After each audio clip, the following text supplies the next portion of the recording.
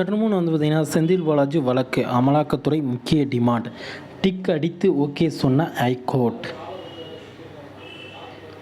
அமைச்சர் செந்தில் பாலாஜி தொடர்பான வழக்கை வரும் 27ஆம் தேதிக்கு ஒத்திவைத்தது உயர்நீதிமன்றம்.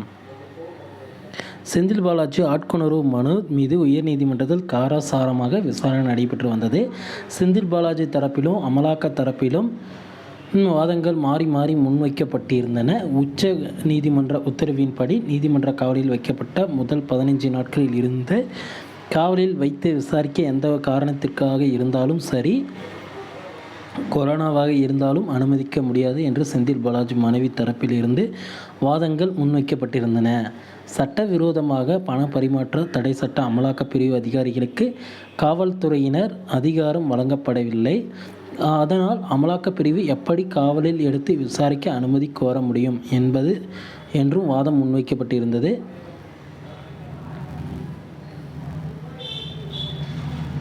செந்தில் பாலாஜியை கைது செய்தபோது சட்ட விதிமுறைகளை பின்பற்றவில்லை என்று குற்றம் சாட்டியிருந்தார்கள்.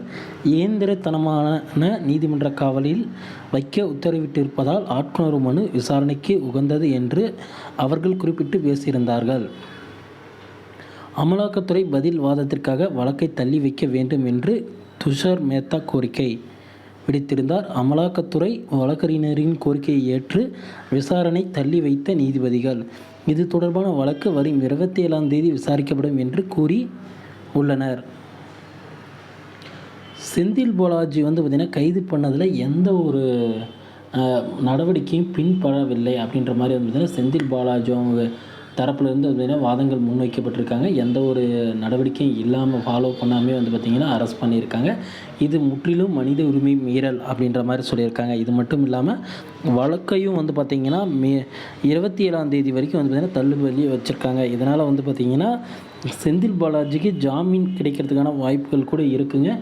பொறுத்திருந்து பார்க்கலாம் என்ன நடக்க போகுது அப்படின்ற மாதிரி. ஏன்னா செந்தில் பாலாஜிக்கு பார்த்திங்கன்னா இப்பொழுது தான் ஆப்ரேஷன் எல்லாமே பண்ணியிருக்காங்க. அதனால் அவர் ரெஸ்ட் எடுக்கணும் அப்படின்ற காரணத்துக்காக பார்த்திங்கன்னா அவர் பார்த்திங்கன்னா அவருக்கு பார்த்திங்கன்னா ஓய்வு அளிக்கப்பட்டிருக்கு அப்படின்ற மாதிரி விசாரணைகள் இப்போ நடத்தக்கூடாது அப்படின்ற மாதிரி ஒரு கோரிக்கையை பார்த்திங்கன்னா வச்சுருக்காங்க அமலாக்கத்துறையினருக்கு பார்த்திங்கன்னா செந்தில் பாலாஜி தரப்பு. இதனால் இந்த சட்டம் பார்த்திங்கன்னா ஒரு கொஞ்சம் நாளைக்கு பார்த்திங்கன்னா செந்தில் பாலாஜியை தாக்குப்பிடிக்கும். இவர் பார்த்திங்கன்னா அந்த ஜாமீன் வழங்குறதுக்கும் இந்த வழக்கு ஒரு உறுதுணையாக இருக்கும் அப்படின்ற மாதிரி செய்திகள் வந்திருக்குங்க.